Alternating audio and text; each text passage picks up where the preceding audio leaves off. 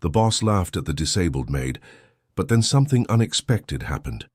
Victoria Sterling watched from her office window when she heard the sound of the vase shattering on the marble floor of the entrance hall. Her expression turned into a cruel smile as she walked down the stairs toward the scene of the accident. "My goodness, what a disaster," said Victoria out loud, making a point of drawing the attention of all the employees passing through the hall. "That vase cost more than you make in a year, Martha." Martha Higgins gripped the wheels of her wheelchair firmly, trying to reach the shards scattered across the floor. Her fingers trembled slightly, but her voice remained calm. "I'm sorry, Mrs. Sterling. I'll replace the vase as soon as I get my paycheck." "Replace it?" Victoria let out a laugh that echoed through the hall. "Honey, how many years did you work just to afford a used wheelchair? Imagine how long it'll take you to save up for a vase imported from France." The other employees lowered their eyes, pretending to be busy with their tasks. Martha kept picking up the pieces, every movement calculated so as not to give any more reason for humiliation. "Leave those shards for the cleaning crew. You have a party to help organize." Victoria crossed her arms, watching Martha with contempt. "I hope you can be more useful serving the guests than you are at cleaning the house." Victoria Sterling's mansion was located in the most upscale neighborhood in Chicago, overlooking the Lake Michigan skyline. Heiress to a small cosmetics company that she turned into an empire, she was known both for her business success and her difficult personality. At 35, Victoria commanded over 200 employees and made millions a year selling beauty products across the country. Martha Higgins had started working at the mansion 3 months ago. At 42, she desperately needed the job after years of financial hardship. The accident that put her in a wheelchair had happened 5 years earlier, when she was working in a factory without proper safety conditions. A fall during a night shift resulted in spinal cord injuries that changed her life forever. "Martha, come here." Victoria clapped her hands as if calling a pet. "I want to talk to you about tonight's event." Victoria's office took up the entire second floor of the mansion's east wing. Mahogany furniture, expensive paintings, and a stunning view created an environment that screamed wealth. Martha wheeled herself up to the desk, where Victoria flipped through some papers without looking at her. "Tonight, we'll have 50 very important guests. Business people, politicians, people who can make or break careers." Victoria finally looked up. "I need you to be in charge of serving drinks on the balcony." "Of course, Mrs. Sterling. I can start the preparations now." "Are you sure you can handle it? I mean, with that limitation of yours?" Victoria discreetly pointed at the wheelchair.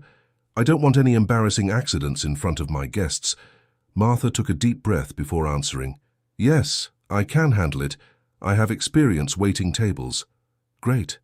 And Martha?" Victoria smiled coldly. "Wear something more unpresentable. I don't want my guests to think I hire just anyone." Dear listener, if you're enjoying the story, go ahead and leave a thumbs up and, most importantly, subscribe to the channel. It really helps us who are just starting out. Now continuing. The hours passed slowly as Martha helped with the preparations. The kitchen was bustling with activity from the chefs hired specifically for the event. She organized trays, polished glasses, and made sure everything was perfect for the evening. Each task was executed with precision, as if she were constantly proving her worth. At 7 in the evening, the first guests began to arrive. Imported cars pulled up at the main entrance, dropping off men in suits and women covered in jewelry. Martha positioned herself on the veranda with a serving cart, handing out champagne and cocktails to the groups that were forming. "Who's that over there?" she heard a woman whisper to another. "The new employee Victoria hired." Poor thing, right? Victoria probably pays her a pittance.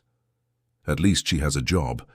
With the way things are, it must be hard to find work. Martha pretended not to hear, focusing on balancing the glasses on her tray. Victoria appeared on the veranda, wearing a navy blue dress that cost more than Martha made in 6 months. "Everyone, I'd like to introduce my new employee." Victoria placed her hand on Martha's shoulder theatrically. Martha is an example of overcoming adversity. She shows that everyone can be useful, don't you think? The guests murmured their approval, while Martha forced a smile. Inside, she felt her face burn with humiliation, but she kept her professional composure. "Victoria has always been this generous," commented a heavy-set businessman in a grey suit, "giving opportunities to people who are less fortunate." "That's true. Not everyone would have that kind of social awareness," added a blonde woman loaded with Botox. Victoria beamed at the attention, clearly reveling in the praise for her supposed kindness. Martha kept serving the drinks, each comment like a dagger to her dignity. The night dragged on for hours. Martha tended to every request efficiently, but she noticed the pitying looks and the whispered remarks. When the last guests finally left, she began gathering the empty glasses and cleaning up the veranda. "Martha!" Victoria appeared at the door, still dressed for the party, but with an annoyed expression. "Come here." "Yes, Mrs. Sterling." "Mr. Montgomery mentioned that you spilled champagne on the sleeve of his jacket." "A $3,000 jacket?" Martha blinked, confused. "I don't remember spilling anything, Mrs. Sterling. I was very careful." "Are you calling me a liar?" Victoria's tone rose dangerously. "Mr. Montgomery is one of my biggest clients. If he says you spilled champagne on his jacket, then that's what happened. I'm not calling anyone a liar. I just said I don't remember." "Of course you don't remember. People like you never take responsibility for their own mistakes." Victoria crossed her arms. "The cost of the dry cleaning will be deducted from your paycheck." Martha clenched her fists, but said nothing. She desperately needed that job. Her 16-year-old daughter, Chloe, depended on her salary to keep attending a private academy. She couldn't afford to lose that opportunity, no matter how humiliating it was. "Understood, Mrs. Sterling." "Good. And next time, be more careful. I don't want any more problems."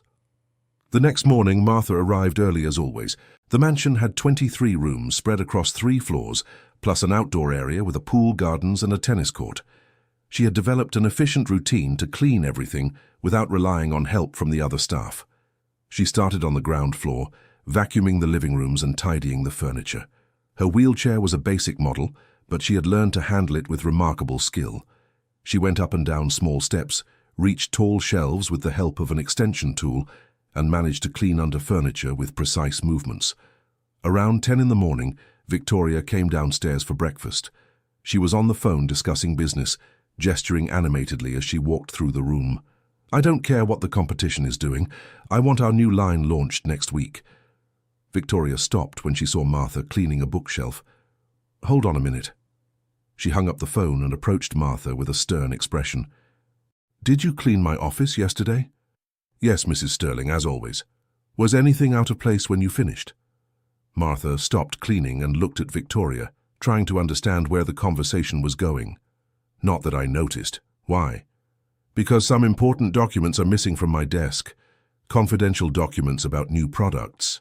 Martha's heart raced. She would never touch papers that weren't her responsibility, but she knew how Victoria could twist any situation. "I didn't touch any documents, Mrs. Sterling. I only cleaned the surfaces and organized what was messy." "Organized what was messy," Victoria repeated in a sarcastic tone.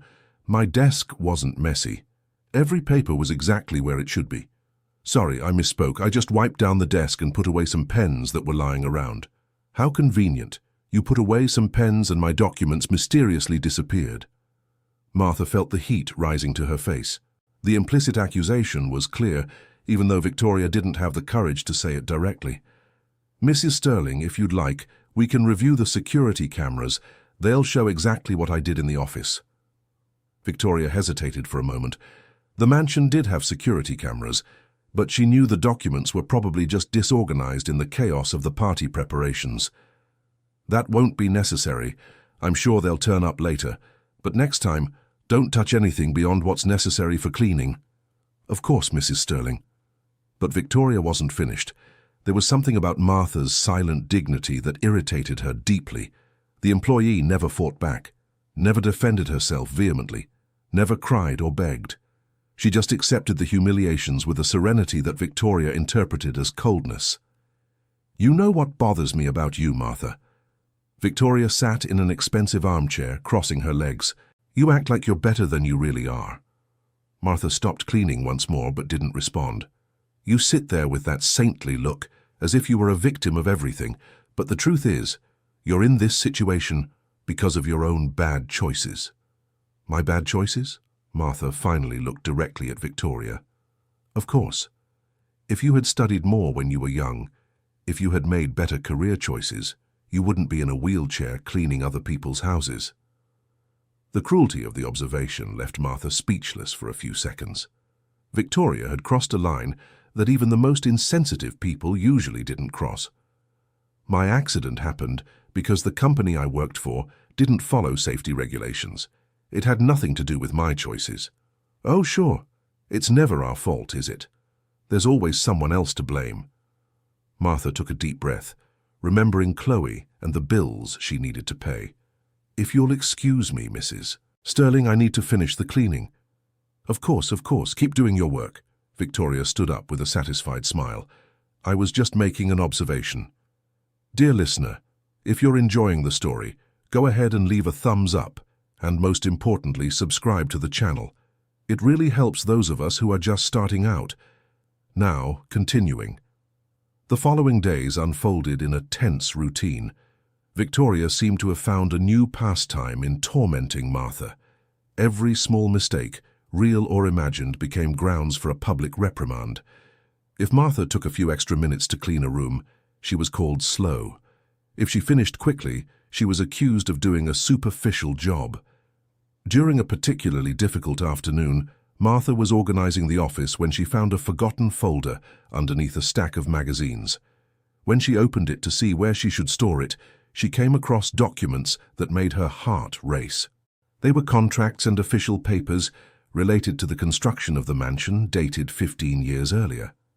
The name listed as the original owner was not Victoria Sterling, but rather Harrison Sterling, whom she assumed to be Victoria's deceased husband.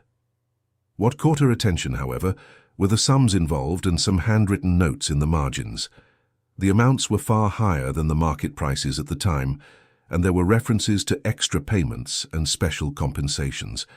It wasn't exactly an accusation of wrongdoing, but there was something strange about those numbers that didn't add up for someone with Martha's life experience.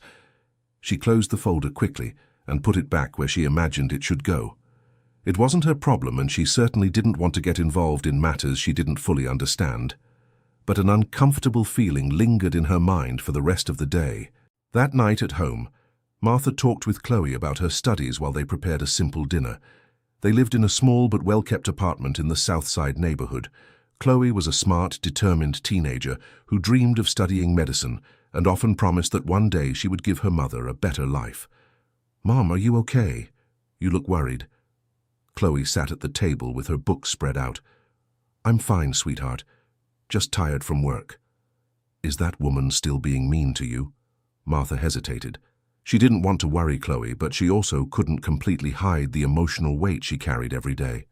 She's demanding, but we're getting used to it. What matters is that this job is giving me the stability we need to keep our plans on track. When I become a doctor, you'll never have to work for bad people again. Chloe held her mother's hand. I promise. Martha smiled, feeling her heart warm. It was for moments like this that she endured all the humiliations. Chloe represented hope, the future, the possibility that all the suffering had a greater purpose. For now, let's focus on your studies. How did the exams go? Really well. The biology teacher said I have the potential to get into the best universities. I'm so proud of you, sweetheart. They had dinner talking about Chloe's dreams, plans for the future, and the small joys of everyday life. For a few hours, Martha managed to forget the humiliations at the mansion and focus on what truly mattered. The next morning, an event would completely change the course of things. Martha arrived at the mansion to find Victoria in an unusual state of agitation. She was on the phone in the office, speaking loudly and gesturing nervously. I don't care about the cost. I want this resolved today. Victoria slammed her fist on the desk. If any information leaks, you'll face legal consequences. She hung up the phone forcefully and noticed Martha standing in the doorway. What are you doing standing there? Don't you have work to do? Good morning, Mrs. Sterling. I came to start cleaning the office. Not today. The office is off limits. Go clean the rest of the house. Martha found it strange but didn't question it. Victoria seemed particularly tense, and she didn't want to give her any reason for more conflict. She started cleaning the main living room when she overheard fragments of another phone conversation. What do you mean it showed up in the papers? I thought we had a deal. 15 years later. Why the hell would anyone be interested in that now? Martha's curiosity was piqued, but she forced herself to keep working. It wasn't her business, she repeated to herself. Around noon, Victoria hurriedly left the mansion, leaving instructions that no one should enter the office. Martha continued her routine, but she couldn't stop thinking about her boss's unusual agitation. When she was cleaning the entrance hall, she heard the phone ring insistently. No one else was in the house and the phone kept ringing. After a few minutes, she decided to answer. Sterling residence. Hi, may I speak to Mrs. Sterling? It was a young female voice. She's not here right now. Would you like to leave a message? It's about the newspaper article. I wanted to know if she has any comment on the accusations of inflated billing on the public works projects her husband was involved in. Martha felt her blood run cold. The connection to the documents she had seen the day before started to make sense. I think it's best if you call back later and speak to her directly. Could you leave a message that it was from the newsroom at the Metropolitan Chronicle? We're putting together an investigative report. Martha wrote the message down on a piece of paper, but her mind was racing. The pieces of a puzzle were starting to come together in a disturbing way. When Victoria returned at the end of the afternoon, she was visibly shaken. Her eyes were red, and her flawless makeup had been touched up several times. Did anyone call? She asked immediately. Yes, a woman from the Metropolitan Chronicle. I left the message on your desk. Victoria's face went pale. What desk? I told you the office was off limits. I'm sorry, Mrs. Sterling. I left the paper on the small table in the hall. Victoria grabbed the paper and read it quickly. Her hands trembled slightly. What else did she say? Just that they're putting together an investigative report and wanted your opinion on some accusations involving your husband. And what did you say? That she should call back later and speak to you directly. Victoria seemed relieved, but still extremely tense. If anyone else calls asking about this, you don't know anything. Understand? Anything. I understand, Mrs. Sterling, and I don't want you talking about this with anyone. Not with anyone at all. It's a private family matter. Martha nodded in agreement, but inside her world had been turned upside down. The documents she had seen in the office took on a completely new meaning. Harrison Sterling, Victoria's late husband, had been involved in inflated billing on public works. The mansion where she worked, with all its opulence, may have been built with money diverted from the public treasury. That night, Martha barely managed to sleep. Her mind kept spinning around the implications of what she had discovered. It wasn't just a matter of morbid curiosity. It was public money, money that should have been used for hospitals, schools, and improvements to the city. Money that could have funded better working conditions in the factories, preventing accidents like the one that had left her in a wheelchair. On the other hand, she had no concrete proof of anything, just fragments of information that could have innocent explanations. And even if she were absolutely certain, what would her moral responsibility be? She was just an employee trying to survive and support her daughter. In the following days, Victoria became even harder to deal with. Her humiliations intensified, as if she were taking out on Martha all the pressure she was feeling. Any small mistake was reason for yelling, and she started inventing problems that didn't exist. "Martha!" she shouted one morning, making the whole house hear. "Get in here right now." Martha found Victoria in the kitchen holding a cup of coffee. "This coffee is awful. It looks like dirty water." "I'm sorry, Mrs. Sterling. I can make another one." "It's not just the coffee. Everything in this house has been trashed since you started working here. The furniture is dusty, the bathroom is dirty, the floor has no shine." Martha looked around. The house was spotless, as always. Victoria was clearly looking for reasons to fight. "I can go over everything again if you'd like." "It's not about going over it again. It's about doing it right the first time. Victoria threw the rest of her coffee into the sink forcefully. Sometimes I wonder if I made the right choice hiring you. The implicit threat hung in the air. Martha swallowed her pride one more time. I'll try harder, Mrs. Sterling. I should hope so, because I have a line of people interested in this position, people who might take the job more seriously. Dear listener, if you're enjoying the story, go ahead and leave a thumbs up, and especially subscribe to the channel. It helps us a lot who are just starting out. Now continuing. The stress of the situation began to take its toll on Martha. She started having frequent headaches and trouble sleeping. Chloe noticed the change in her mother's behavior, but Martha insisted everything was fine. A week after the call from the newspaper, Martha was cleaning the mansion's attic when she made a discovery that would change everything. In a dusty box in the darkest corner of the attic, she found old documents and photographs that had apparently been forgotten there for years. They were Harrison Sterling's personal papers, including letters, old photos, and some official documents. Martha was just trying to organize the mess when one particular photo caught her attention. It was a black and white photograph, faded by time, showing a young man embracing a woman. The man was clearly Harrison Sterling, much younger, but recognizable from the photos Martha had seen around the mansion. The woman beside him, however, made Martha's heart stop. It was her mother. There was no possible doubt. Even decades younger, even in black and white, it was unmistakably Dorothy Higgins, her mother who had passed away 10 years earlier. Martha turned the photo over and found a date written in pencil. Harrison and Dorothy, 1982. Her hands were trembling as she tried to process what she was seeing. In 1982, she had been 2 years old. Her mother had always been vague about her father's identity, only saying that he was no longer in their lives. With her heart racing, Martha searched through the rest of the box. She found letters written by her mother to Harrison, declarations of love, plans for the future. And then, in a letter dated 1983, she found the words that confirmed her worst fears. Harrison, I can no longer hide this from you. Martha is your daughter. I know your circumstances have changed. I know you're building a different life, but she deserves to know her father. I'm not asking for anything beyond recognition. Martha had to lean against the wall to keep from falling out of her chair. Harrison Sterling was her father, the man who had embezzled public money, who had built that mansion with funds that weren't his, was also the man who had abandoned her pregnant mother. Victoria Sterling, the woman who humiliated her every day, was her half-sister. She kept rummaging through the box urgently, looking for more information. She found a reply from Harrison to her mother's letter, a cold and calculating reply.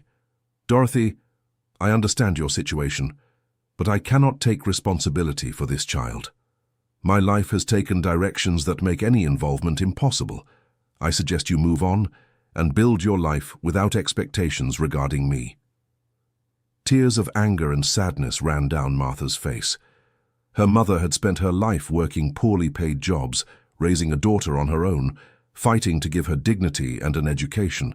Meanwhile, Harrison Sterling built his fortune and his legitimate family, denying the existence of the daughter he had abandoned. And even crueler, Victoria probably had no idea she had a sister.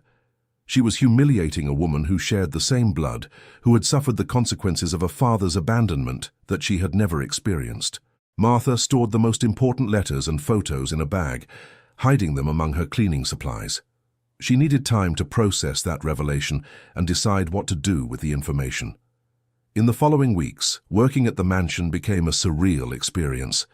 Every time she looked at Victoria, Martha saw physical traits she now recognized as familiar: the shape of the eyes, the shape of the nose, certain expressions that were strangely similar to her own.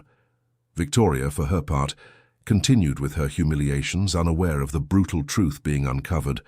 If anything, she seemed to be intensifying her cruel behavior, as if she sensed Martha was hiding something. "You've been acting strange lately," she commented one afternoon, watching Martha with suspicion. "Quieter than usual." "I'm fine, Mrs. Sterling, just focused on my work." "Focused," Victoria repeated sarcastically. "Or plotting something?" Plotting what, Mrs. Sterling? I don't know. You tell me. Victoria stepped closer, invading Martha's personal space. But if you're thinking about causing me trouble, you can get that out of your head. I don't know what you're talking about. Don't play dumb. I know you heard that conversation about the newspaper, and I know people like you love an opportunity to get back at their employers. Martha felt her blood boil. People like you had become Victoria's favorite phrase to refer to her. I just want to do my job in peace, Mrs. Sterling. Good, because if I find out you're spreading gossip or trying to harm my family, you'll meet a version of me you haven't seen yet. The irony of the situation was almost unbearable. Victoria was threatening her own sister, protecting a family that had been built on the abandonment and denial of Martha's existence. That night, Martha made a decision. She searched the internet for information about Aunt Mildred, her mother's older sister, who lived in Gary. They had lost contact after the loss of her mother, but Martha remembered that Mildred had always known more about Dorothy's past than she shared. The following Saturday, her day off, Martha took 2 buses to the modest house where Aunt Mildred lived. The 68-year-old woman received her with surprise and joy, but also with a worried expression when Martha explained the reason for the visit. I knew that one day you would find out, Mildred sighed, serving coffee in the small but cozy living room. Your mother made me promise I would never tell, but maybe it's time for the truth. You knew about Harrison Sterling. Yes, I did. Dorothy was hopelessly in love with him. They met at a party. She was 20, he was 25. He was handsome, charming, full of plans for the future. Mildred paused, stirring the sugar in her coffee with thoughtful movements. At first, he seemed to truly like her. They came to our house. He talked about marriage, about building a family. Dorothy believed all of it. What happened? He started getting involved in politics, government contracts. An opportunity came up to marry the daughter of an influential businessman. Dorothy was already 3 months pregnant when he said they needed to take a break. He knew about the pregnancy. Yes, he did. Dorothy told him as soon as she found out. He was desperate, said it would ruin all his plans. He offered her money to take care of the situation, if you know what I mean. Martha clenched her fists. Her father had suggested her mother get an abortion. And my mother? She refused, of course. Dorothy was Catholic. She would never do such a thing. And besides, she loved that man and dreamed he would change his mind once you were born. But he never changed. Never. He married that rich family woman, started the construction company, became important in the city. Dorothy tried to find him a few times, especially when you started growing up and asking about your father. Mildred stood up and walked over to an old dresser, from which she took out a shoebox. These are all the letters Dorothy wrote to him over the years. Most of them were never sent. She gave up trying when you turned 5. Martha opened the box and found dozens of handwritten letters. She read a few with tears in her eyes. Her mother had spent years asking for just a recognition, a chance for Harrison to meet his daughter, some kind of financial support for the child's education. Why did she never tell me the truth? She didn't want you to grow up with anger in your heart. Dorothy used to say that hate only poisons the person who carries it. It doesn't solve anything. But I had the right to know. Yes, you did, and she planned to tell you when you got older. Unfortunately, she left too soon for that. Martha thought about the cruel irony of the situation. Her mother had died from complications of diabetes, a disease that could have been better managed with access to private health care. Resources that Harrison Sterling certainly could have provided, but chose not to. Aunt Mildred. Do you know if he left any inheritance when he died? He did, and a considerable one. But it all went to his wife and daughter. Dorothy even consulted a lawyer once to see if you would have any rights, but she gave up when she found out it would be a long and expensive battle. Victoria Sterling is my half-sister. She is, and from what I see in the papers, she inherited not only her father's money, but also his character. Martha went home that afternoon with her head spinning. She had enough information to turn Victoria's life upside down. She could find a lawyer, contest the inheritance, publicly expose Harrison Sterling's past.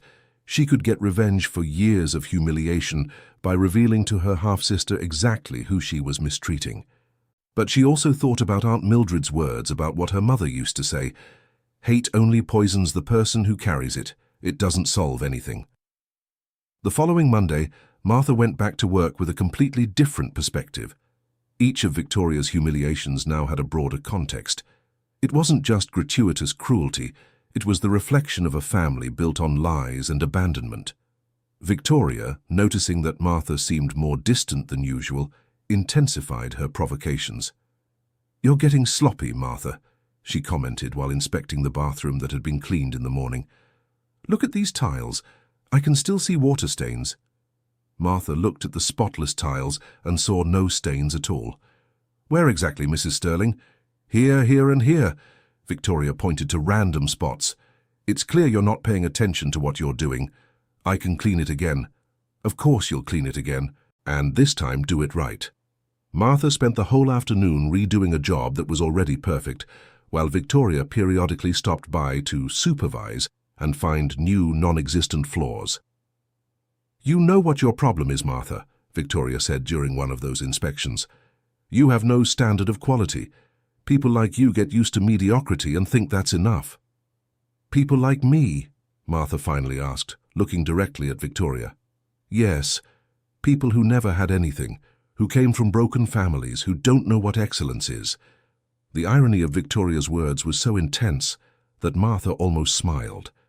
If only she knew she was talking about her own sister, the daughter of the same man who had broken her family through abandonment. "Are you sure you know my family history?" "I don't need to. I just have to look at where you are and how you got here." "And you? How did you get where you are?" Victoria stopped pretending to inspect tiles and looked at Martha with a dangerous expression. "What right do you have to ask me that kind of question?" "Just curiosity. You always talk about my origins, so I thought I'd share yours too. My origins are irrelevant to our professional relationship. You're here to work, not to chat about family history." "Of course, Mrs. Sterling. Sorry for being forward." But something in Martha's tone had shifted. There was a subtle confidence, a firmness that hadn't been there before. Victoria felt it, even if she couldn't quite explain what it was. "Finish that up and go clean the kitchen," she said coldly, leaving the bathroom. Martha kept cleaning, but now with a faint smile on her face. For the first time since she'd started working there, she didn't feel belittled by Victoria's jabs. The truth had given her a perspective that made all those humiliations seem almost pathetic.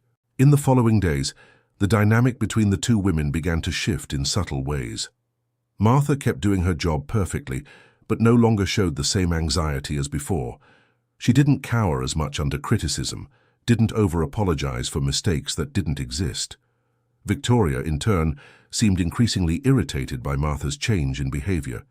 It was as if she sensed she'd lost some kind of psychological hold over her employee.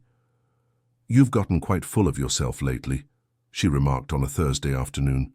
"Be careful not to forget your place here." "I haven't forgotten, Mrs. Sterling. I know exactly where my place is." Martha's tone was respectful, but there was an underlying firmness that made Victoria uncomfortable. There was something different about that woman, some change she couldn't identify, but that deeply unsettled her. On Friday of that same week, the event that would definitively change the course of everything took place. Victoria had scheduled an important business lunch with foreign investors interested in expanding the cosmetics company to other countries. It was a crucial meeting that could determine the company's financial future. Victoria had prepared for weeks, studying proposals, organizing presentations, and rehearsing sales pitches. Martha was in the kitchen helping set the table when she heard the doorbell ring. The first guests were arriving. Through the window, she saw 3 men in suits approaching the main entrance. "Martha," Victoria shouted from upstairs, "answer the door and take the guests to the dining room. I'll be there in 2 minutes." Martha made her way to the front door and greeted the guests with professional courtesy. They were 2 Brazilians and 1 foreigner, all visibly important and well-dressed. "Good afternoon. Welcome. Mrs. Sterling asked me to escort you to the dining room." "Thank you," replied one of the Brazilians. "Have you worked here long?" "A few months." "Right this way, please." Martha led the group through the house, Briefly describing some of the rooms they passed, the guests made admiring comments about the decor and the size of the mansion. When they reached the dining room, Martha helped them get settled and offered drinks while they waited for Victoria. That's when the accident that would change everything happened. One of the guests had asked for ice water. Martha went to the kitchen to get a pitcher and glasses, but as she returned to the room, one of the wheels on her chair caught on a slight bump in the Persian rug. The pitcher slipped from her hands and shattered on the marble floor, sending water and glass everywhere. The noise was deafening. The guests instinctively moved back, and Martha hurried to apologize and try to clean up the mess. It was at that moment that Victoria appeared at the dining room doorway. "What the hell happened here?" she shouted, seeing the chaos. "I'm so sorry, Mrs. Sterling. I tripped and dropped the pitcher. I'll clean it up right away." "You tripped?" Victoria stared at the wheelchair with an expression of utter contempt. "What do you mean, you tripped?" The guests watched the scene in uncomfortable silence. Martha tried to gather the glass shards while apologizing repeatedly. "My goodness, what a disaster," Victoria continued, now clearly losing control in front of the important investors. "Can you believe this? I hire a person to do one simple job, and she can't even walk through the house without breaking everything." "Mrs. Sterling, maybe we could—" One of the guests tried to intervene. "No, no!" Victoria was in a total rage now. "You need to see this. This is the quality of employee you get when you won't pay decent wages. Look at her. She can't even move properly." Martha stopped gathering the shards and looked at Victoria with an expression that mixed pain, anger, and deep sorrow. "Mrs. Sterling, please, what?" Victoria gestured wildly. "You humiliate my family in front of important guests and you still expect me to be patient? I didn't humiliate anyone. It was an accident."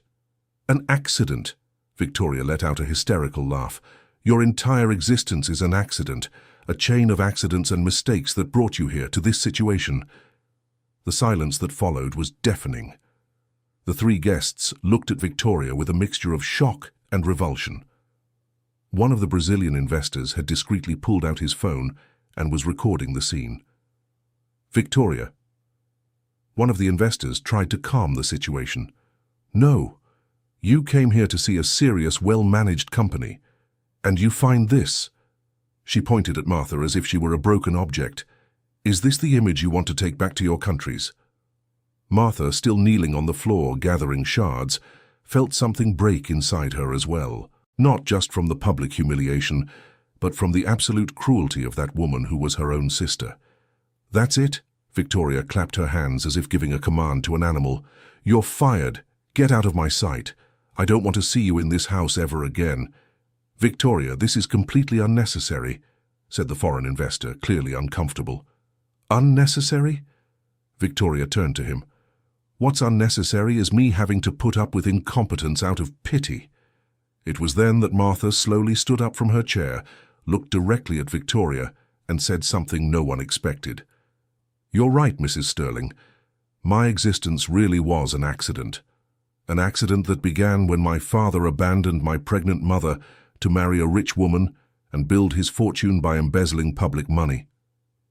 The silence that followed was absolute. Victoria blinked several times, as if she wasn't sure she had heard correctly. "What are you talking about?" Martha pulled from her pocket one of the photos she had found in the attic, the photo of Harrison Sterling embracing Dorothy Higgins. "I'm talking about Harrison Sterling. My father. Your father too." Victoria took the photo with trembling hands. Her eyes widened when she recognized her young father embracing a woman she had never seen before. This is impossible. It's possible. And probable. And true." Martha spoke with a calm that contrasted with the emotional chaos around her.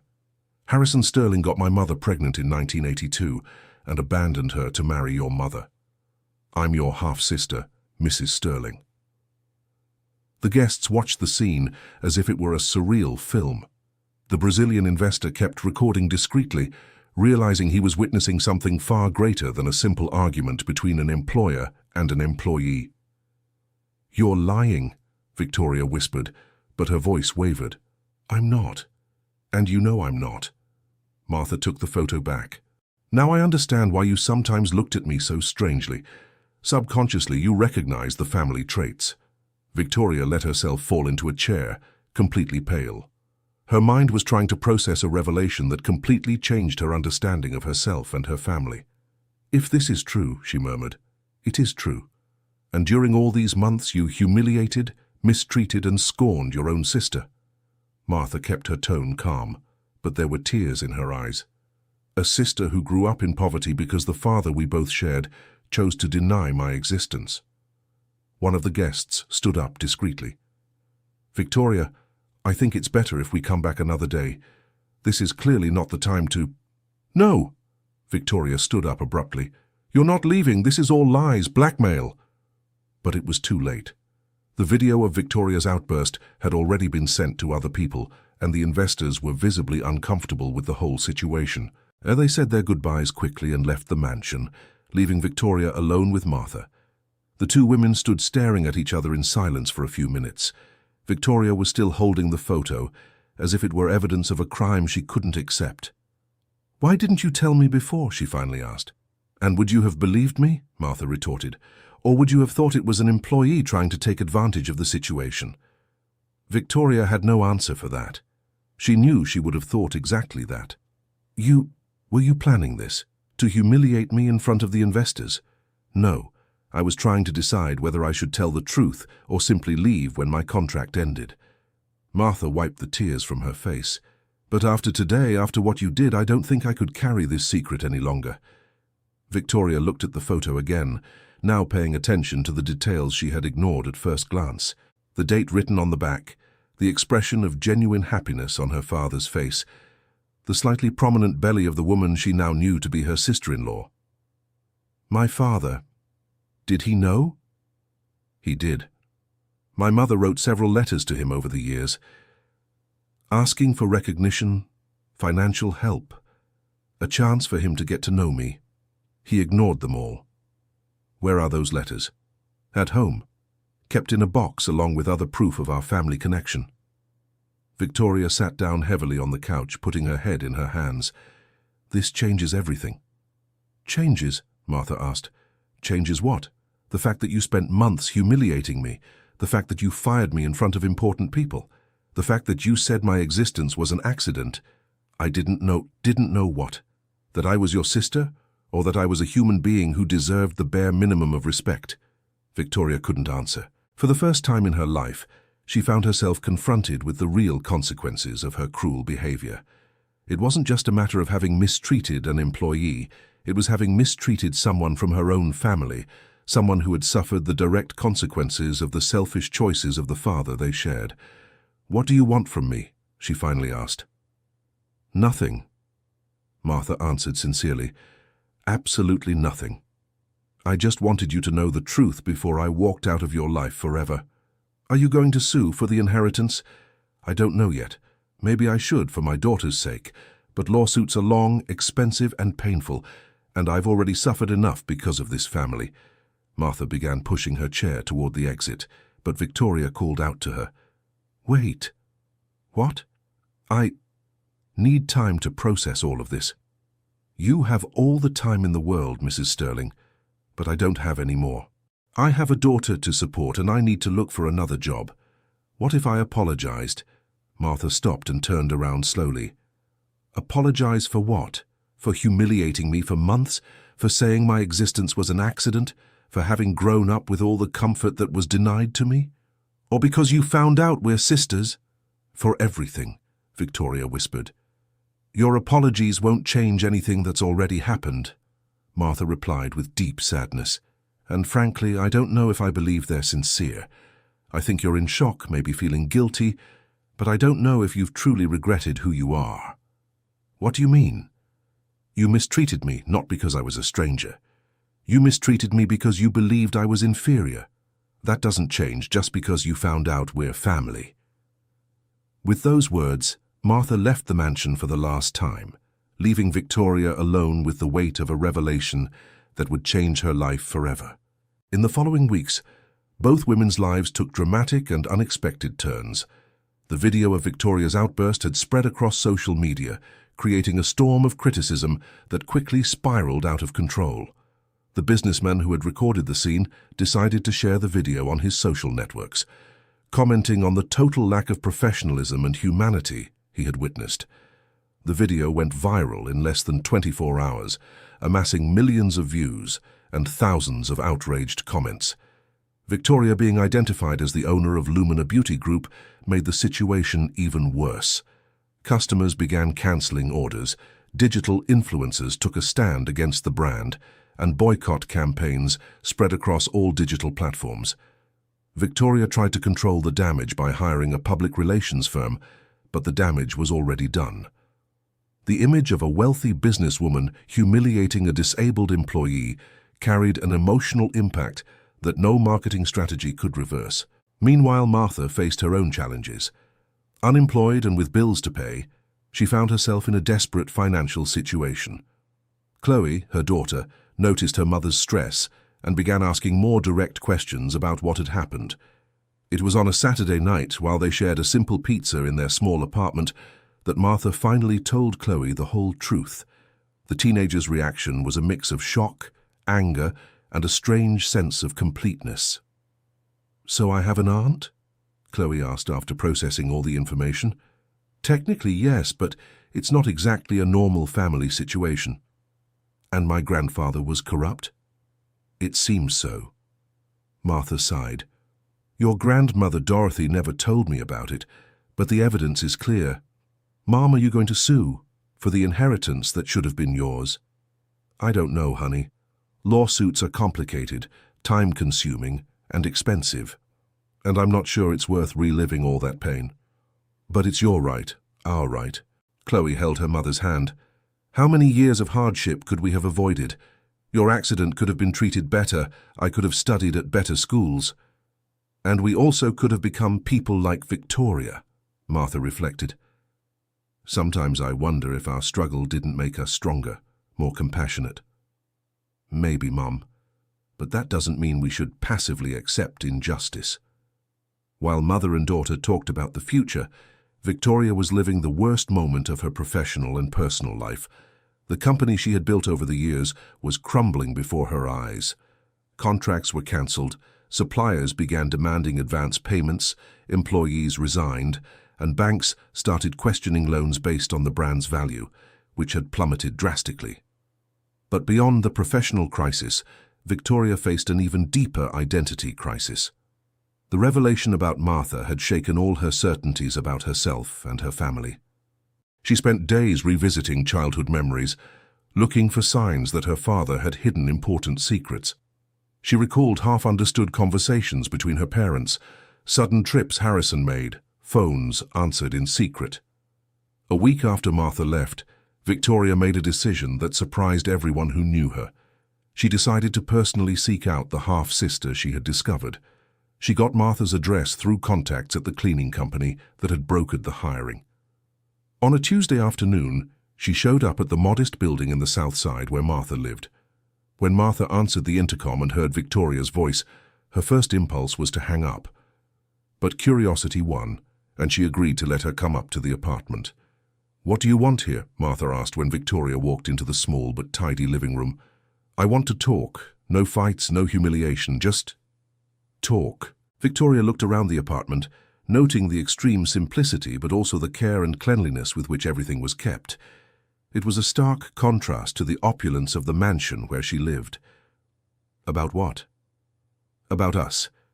About our father. About what happened." Martha offered coffee and settled into the chair across from the sofa where Victoria sat. "You said our mother wrote letters to him," Victoria began hesitantly. Can I see them?"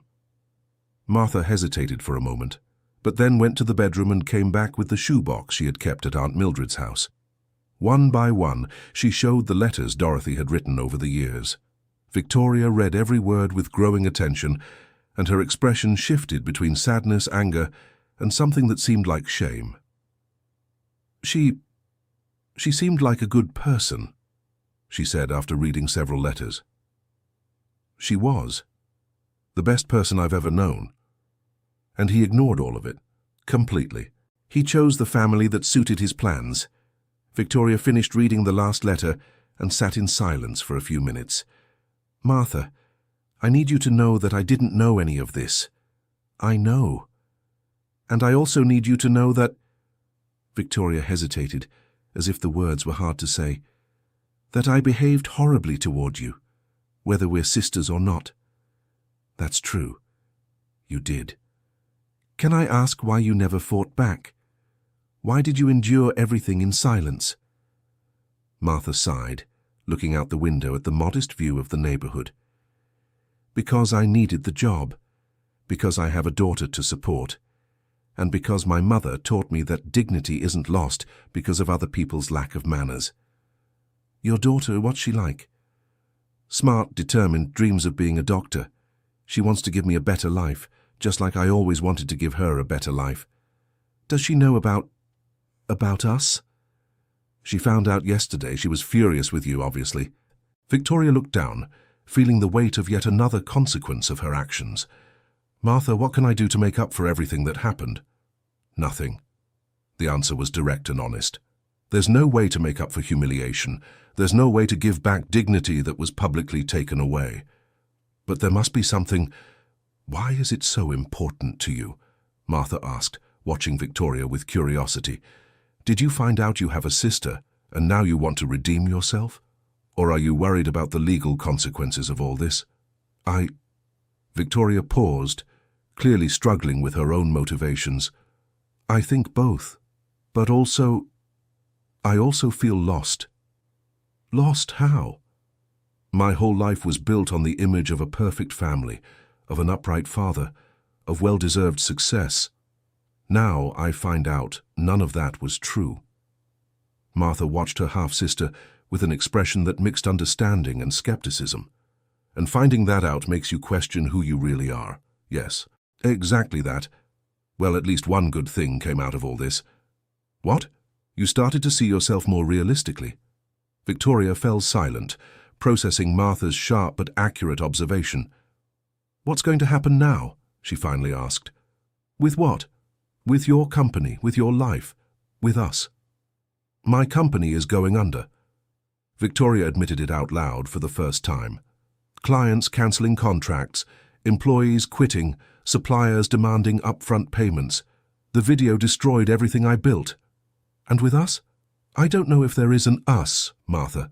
We're strangers who found out they share a father. That doesn't automatically make us family." "I know, but you're the only family I have left in the world." The vulnerability in Victoria's voice caught Martha off guard. For a moment, she saw past the arrogant businesswoman and saw a lost, lonely woman. "Victoria, do you honestly want to build some kind of relationship, or do you just want to ease your conscience?" "I don't know." The answer was surprisingly honest. "Maybe both, but I'm also curious about who you really are, about who our mother was." "Our mother?" Martha raised an eyebrow. "Your mother. Sorry." "You can call her our mother.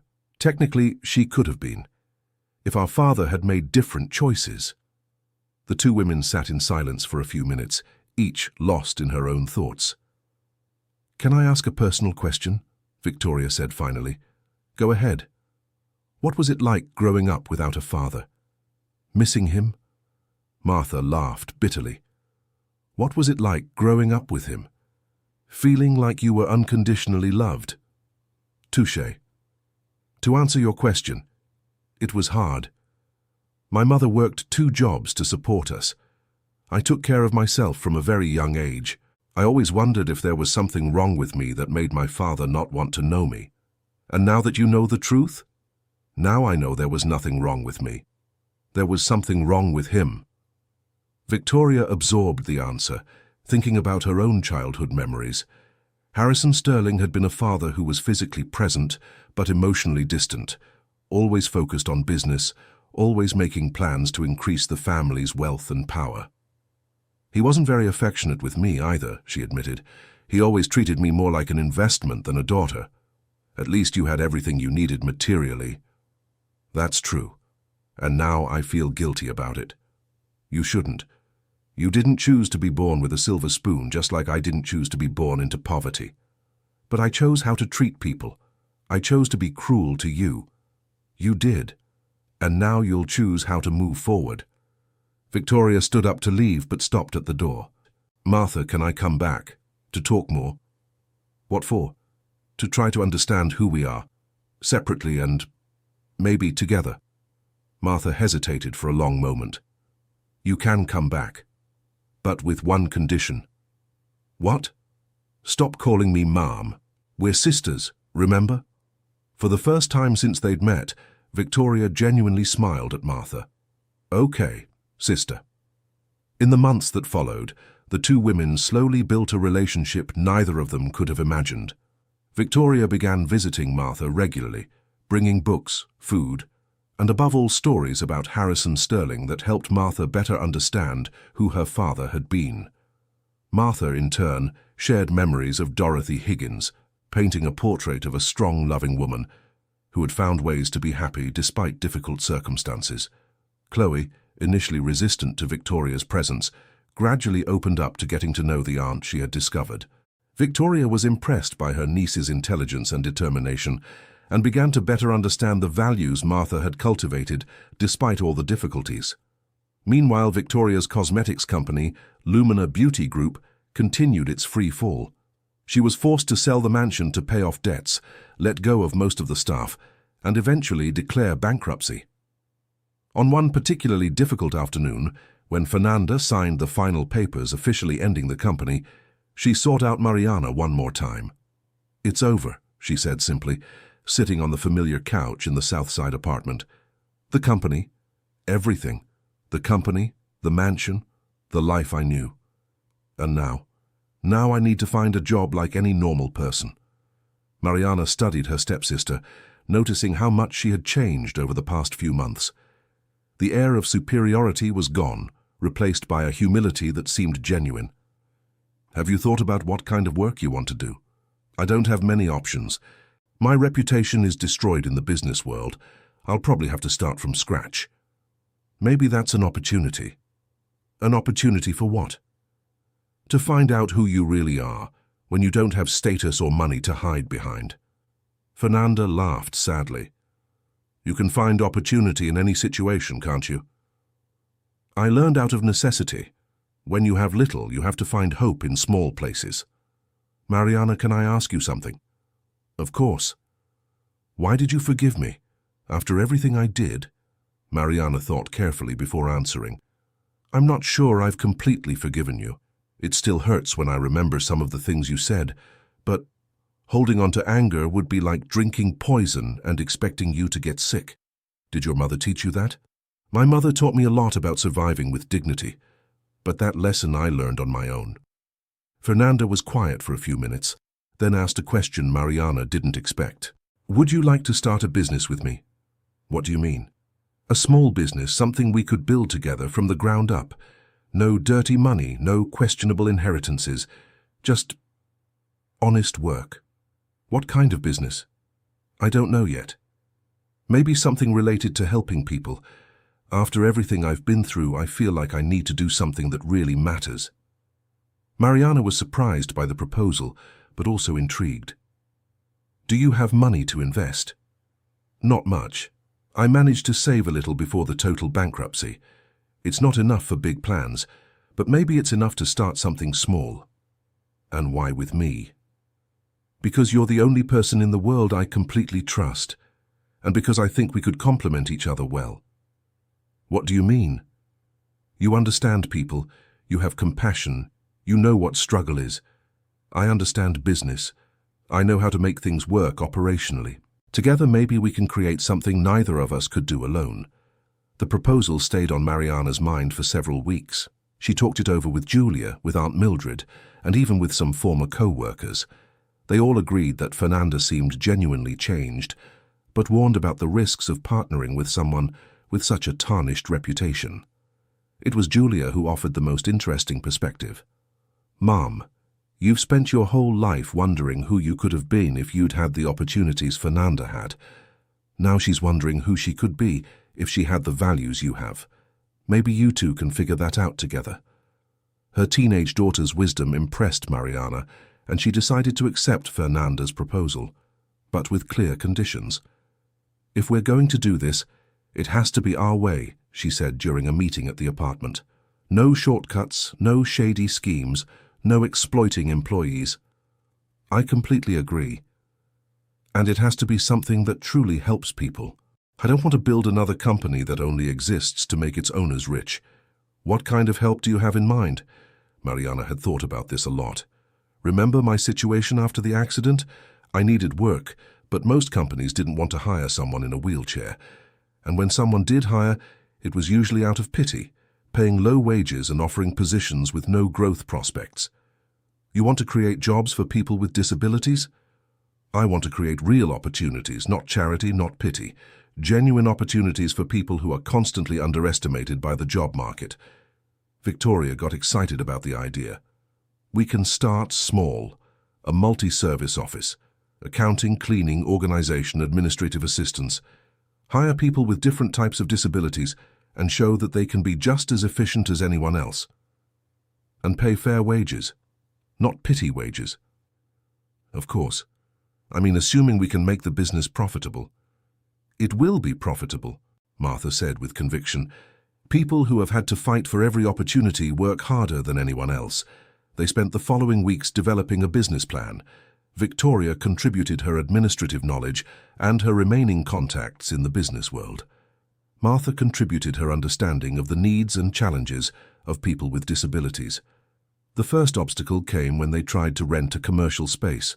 Several landlords refused the project when they found out it would be a company focused on hiring people with disabilities. Some were subtly discriminatory, others openly prejudiced. "Maybe we should have lied about our plans," Victoria suggested after the fifth refusal. "No, if we start by lying, where will it end?" Martha was firm. "We'll find someone who believes in the project." Finally, they found a landlord in Gary who not only agreed to rent the space, but also offered special conditions to support the project. He was a 50-year-old man who had a brother with Down syndrome and knew the difficulties that people with disabilities faced in the job market. The space was small but adequate. 2 rooms, an accessible bathroom, and a reception area. Victoria used her last savings to furnish it in a basic but functional way. The next challenge was finding the first employees.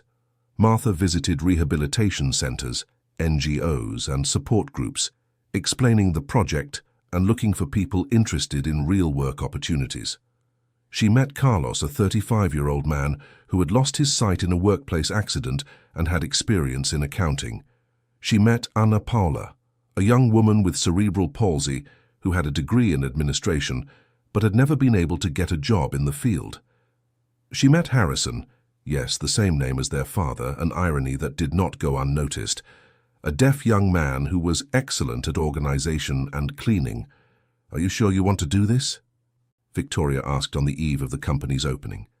"We can still back out and you can look for a regular job." "A regular job?" Martha laughed. "Victoria, this is the first truly regular job I'm going to have.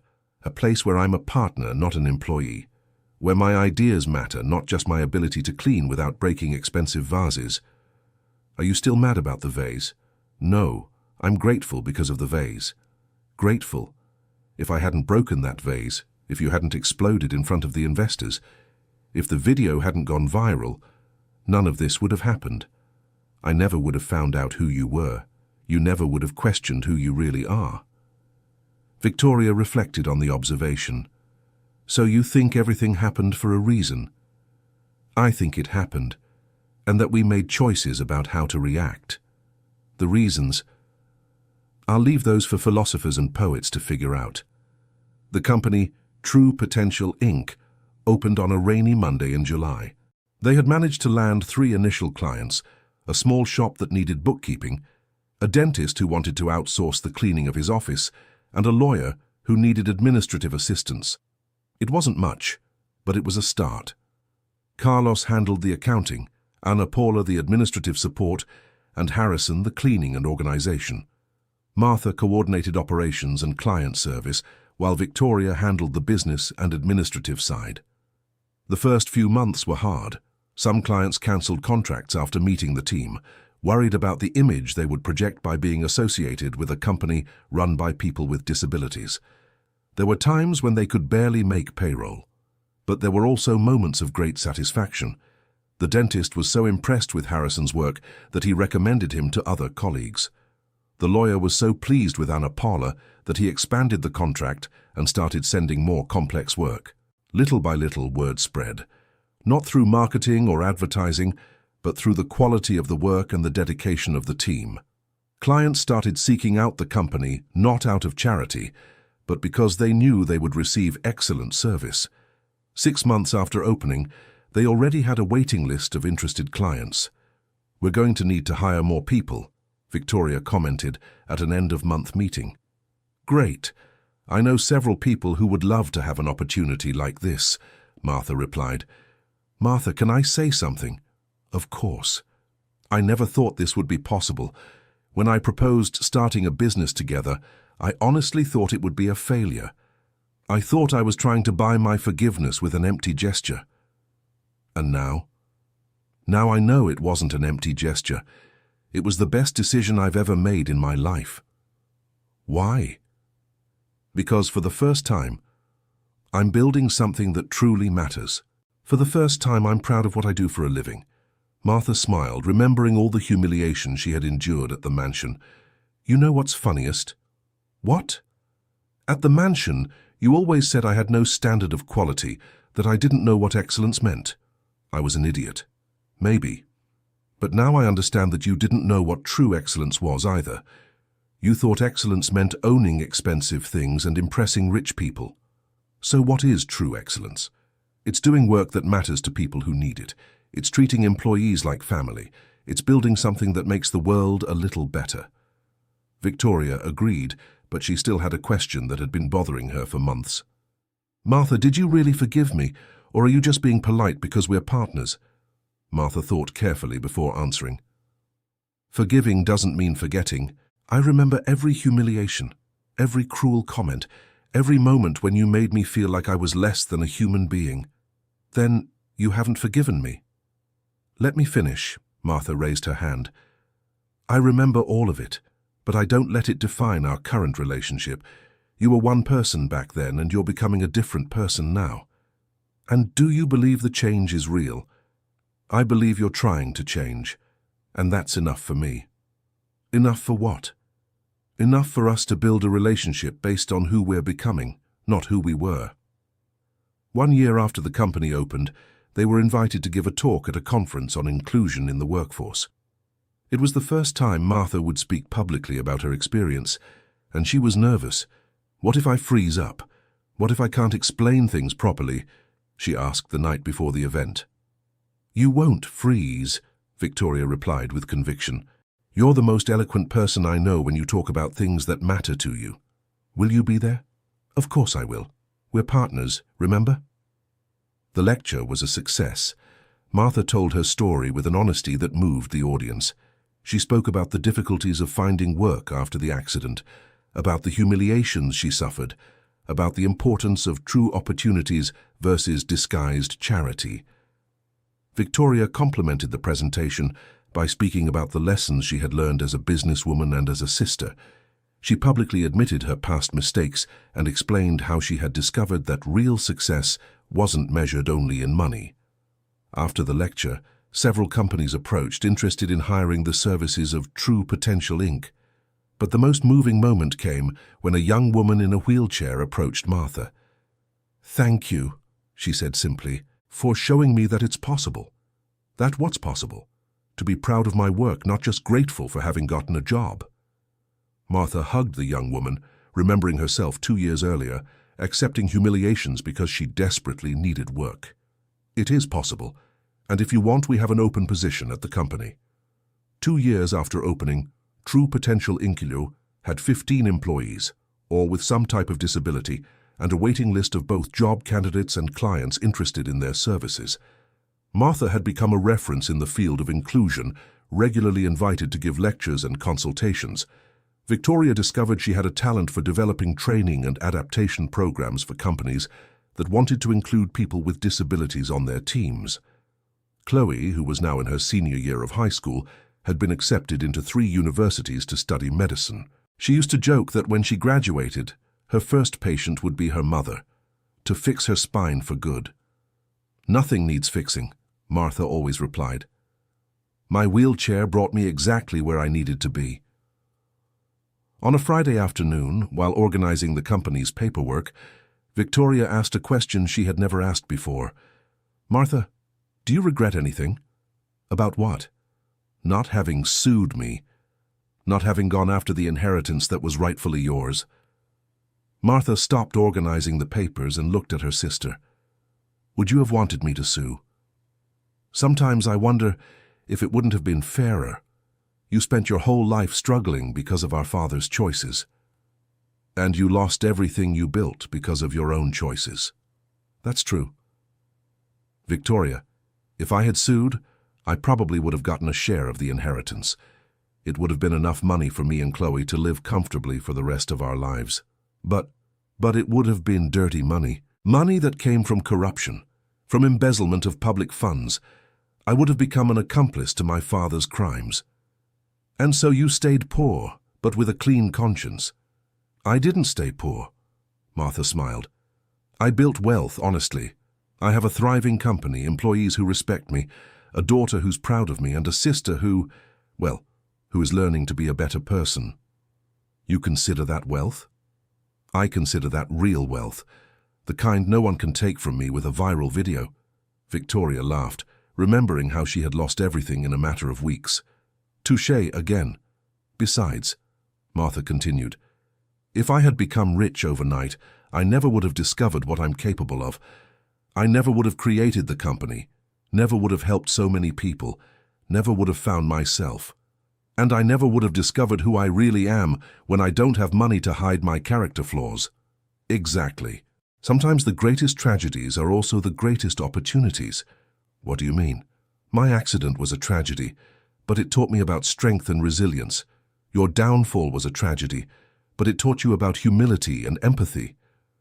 Our separate childhoods were a tragedy, but they gave us different perspectives that complement each other perfectly."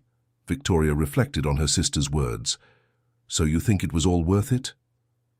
"I think everything had a purpose. Whether it was worth it, only time will tell." That same weekend, they received an unexpected call. It was from the lawyer who had been one of the company's first clients. "I have an interesting proposal for you," he said.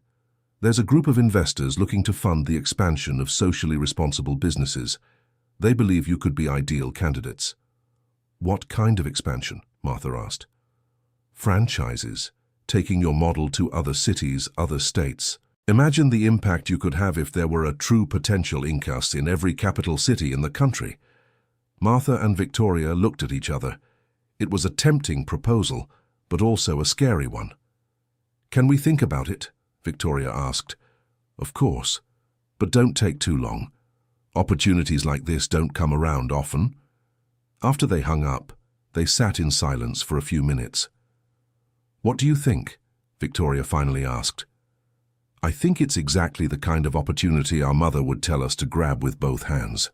But it's also the kind of opportunity that could make us lose control of what we've built." "What do you mean?"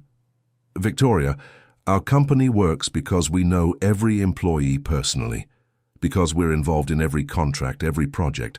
If we expand too quickly, it could become just another business. But think about how many people we could help, or how many people we could disappoint if we can't maintain the quality." It was a real dilemma. They spent the entire weekend discussing the pros and cons of expansion. It was Chloe who offered the most interesting perspective, as always. "Why don't you test it out first?" she suggested during dinner at the apartment. "Open a second unit right here in Chicago. If it works, then think about expanding to other cities." "That's a sensible idea," Victoria agreed. "And it lets us keep control while we learn how to grow without losing our essence," Martha added. They decided to accept a scaled-down version of the investors' proposal. Instead of national franchises, they would open a second company unit, this time focused on more specialized services like graphic design, programming, and translation. The new project required months of planning. They needed to find employees with specific skills, clients interested in more technical services, and a suitable space for the new type of work. During this process, Martha made an unexpected discovery.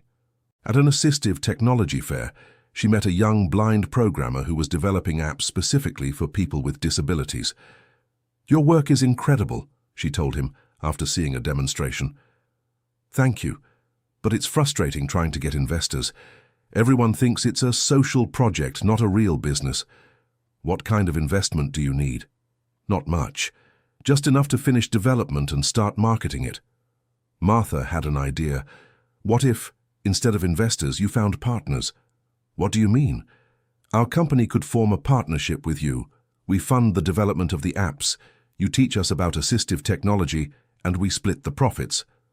That's how the third division of True Potential Inc. was born, assistive technology development. 3 years after the original opening, the company had become a small conglomerate of specialized services with 42 employees and contracts in 3 different states. Martha and Victoria were on the cover of a business magazine in an article about social entrepreneurship that turns a profit. The article highlighted how they had proven that inclusion wasn't just morally right, but also economically viable. "Do you consider yourselves an example of overcoming adversity?" the journalist asked during the interview. "I consider myself an example of learning," Victoria answered. "I learned that real success isn't measured only in money, but in the impact we have on people's lives. And I consider myself an example that opportunities can come disguised as tragedies," Martha added. "If someone had told me 5 years ago that my life would get better after being publicly humiliated, I would never have believed it." "What's the plan for the future?" The two exchanged glances before answering. "To keep growing without losing our essence," they said almost in unison, then laughed at their synchronization. "And personally, as sisters who discovered each other as adults?" "We're learning to be a family," Martha replied. "It's not easy building emotional bonds from scratch, but it's worth it." "I discovered that it's never too late to become a better person," Victoria added, "and that sometimes the people who challenge us the most are the ones who help us grow the most." After the interview, they went back to the company's main office. It was a Friday afternoon, and most of the employees had already left. They stayed behind organizing some details for the following week. "Martha, can I ask you something I've always wanted to know?" Victoria said while organizing some contracts. "Sure."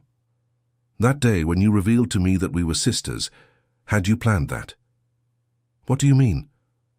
"Were you waiting for the right moment to tell me, or was it truly spontaneous?" Martha stopped typing and looked at her sister.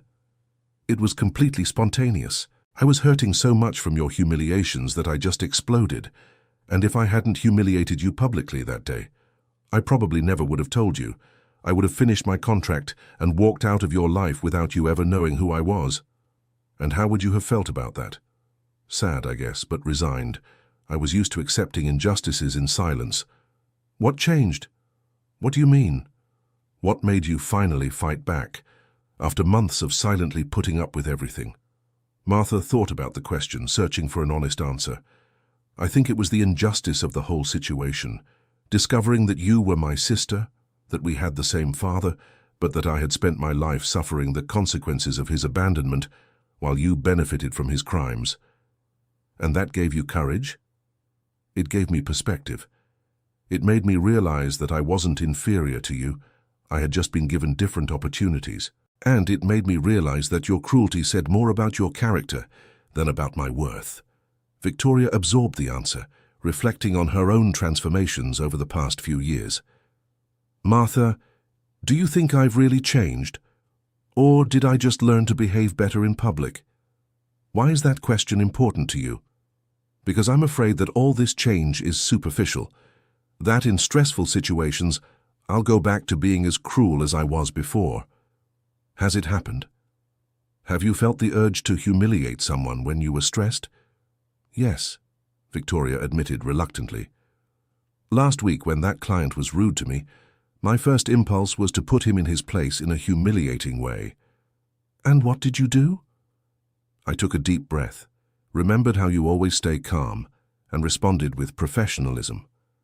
"Then you've changed," Martha smiled. Change doesn't mean the bad impulses disappear. It means you learn to choose better impulses. How have you always been so wise? Not always. Martha laughed. I learned the hard way. When you don't have the power to fight back, you learn to find strength in other places. What other places? In dignity, in kindness, in the hope that things can get better. Victoria stayed silent for a few minutes, then asked another question. Do you regret forgiving me?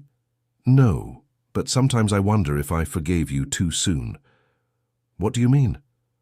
Maybe if I had made you suffer a little longer with the guilt, you would have learned the lesson more deeply.